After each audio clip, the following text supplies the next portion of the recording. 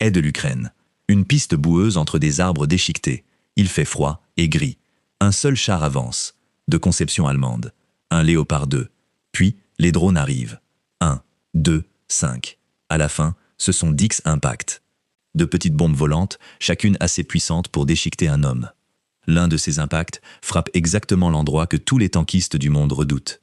Les munitions. Et les munitions s'enflamment. Arrête-toi un instant ici. Sur un char russe, ce serait la fin. La tourelle serait projetée dans le ciel comme un bouchon. 20, 30 mètres de haut.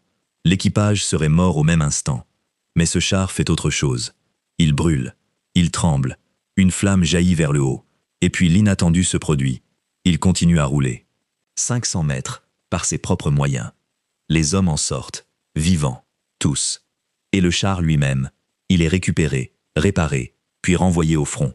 Comment une machine peut-elle survivre à ce qui transforme n'importe quel char russe en boule de feu? La réponse n'est pas le hasard, c'est une décision que des ingénieurs allemands ont prise il y a des décennies. Pour comprendre cela, nous devons parler de quelque chose que presque personne ne regarde. Pas du blindage frontal, pas du canon, mais de l'endroit où un char stocke ses munitions. Un char de combat transporte de lourds obus dans son ventre, des charges propulsives remplies d'explosifs. Si elles sont touchées, le vrai problème n'est pas le tir ennemi.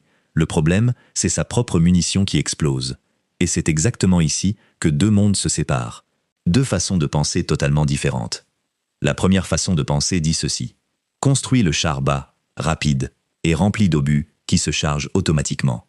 Cela le rend plus petit et plus difficile à toucher. La deuxième façon de penser dit ceci. Pars du principe que le char sera un jour touché et fais en sorte que l'équipage survive quand même. La première façon de penser est soviétique, la deuxième est allemande. Et en Ukraine, nous voyons chaque jour ce que cette différence signifie. Si ce genre d'histoire sur la technologie allemande t'intéresse, abonne-toi à la chaîne.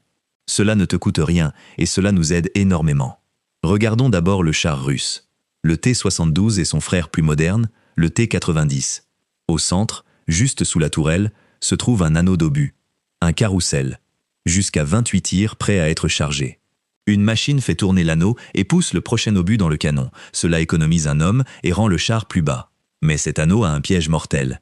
Il se trouve dans le même espace que l'équipage. Il n'y a pas de paroi entre les deux. Pas de protection. Le commandant, le tireur et le conducteur sont pratiquement assis au milieu de leurs propres munitions. Si cet anneau est atteint par un impact, les obus explosent en réaction en chaîne. La pression n'a qu'un seul chemin pour sortir. Vers le haut, à travers la tourelle. Et c'est ainsi que se produit ce que les soldats appellent, avec un humour sombre, le Jack in the Box, la boîte d'où surgit le clown. Toute la tourelle, lourde de plusieurs tonnes, est arrachée et projetée en l'air, parfois plus haut qu'une maison. Des témoins ont parlé de tourelles envoyées presque 80 mètres à la verticale avant de retomber dans la boue. Pour les 3 hommes en dessous, il n'y a aucune chance. Cela va plus vite qu'un humain ne peut réagir, plus vite même qu'un humain ne peut comprendre que quelque chose tourne mal. En Ukraine, cette image est devenue un symbole.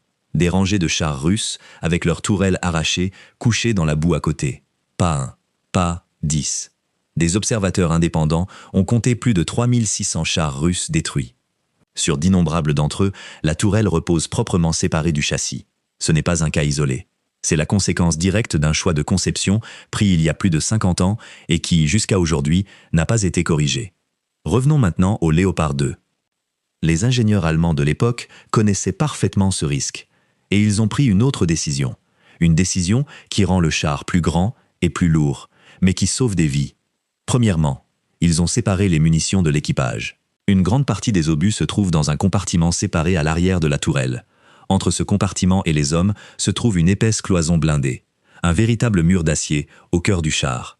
À cela s'ajoute une lourde porte coulissante.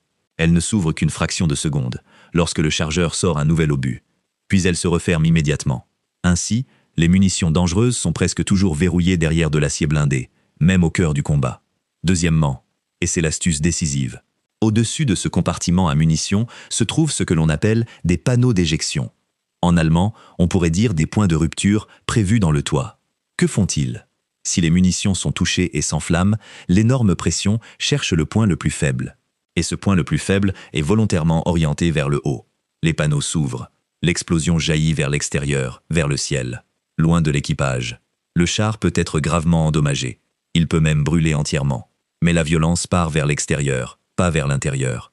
Et cette seule différence est souvent la frontière entre un véhicule détruit et 3 hommes morts. Il existe même un deuxième stockage de munitions, à l'avant de la caisse. Celui-ci est plus dangereux, car il ne possède pas de panneau d'éjection. Les équipages ukrainiens le savent très bien. Beaucoup d'entre eux laissent volontairement cette partie avant vide et stockent leurs obus uniquement dans le compartiment sécurisé à l'arrière de la tourelle. Ils ont appris de l'expérience et ont rendu leur char encore plus sûr qu'il ne l'était déjà. Le Russe construit pour que le char soit bas. L'Allemand construit pour que l'homme rentre chez lui. Et c'est exactement ce que nous voyons dans la réalité. Tu te souviens du Léopard du début? Ce n'était pas un exemple inventé. Une unité ukrainienne de réparation a documenté le cas très précisément. Un Léopard 2 en version A4 a été attaqué par un essaim de petits drones. 10 impacts. L'un d'eux a même provoqué l'inflammation des munitions. Et les soldats qui l'ont inspecté ensuite ont dit une phrase qui résume tout. Aucun char soviétique ou russe n'aurait survécu à cela. Après les impacts, le Léopard a encore roulé 500 mètres par ses propres moyens. L'équipage a survécu. Le char a été récupéré et devait retourner au combat après réparation. Il existe d'autres rapports. Un autre Léopard a encaissé un impact de drone exactement à l'endroit le plus épais de son blindage frontal. Des observateurs russes célébraient déjà le coup comme une destruction. Mais le char a simplement continué à rouler. Ils avaient frappé le point le plus solide du véhicule, là où l'acier est le plus épais, et c'est précisément pour cela qu'il ne s'est presque rien passé. Ici, il faut être honnête, le Léopard 2 n'est pas invulnérable. Certains ont aussi été perdus en Ukraine. Les drones, les mines et les bons impacts peuvent arrêter n'importe quel char. Mais il y a une différence entre arrêter un char et tuer son équipage. Le Léopard est souvent endommagé. Il devient rarement un cercueil, et c'est exactement pour cela qu'il a été conçu. Un char endommagé peut revenir, un équipage mort, jamais. Pourquoi est-ce plus qu'un simple détail technique?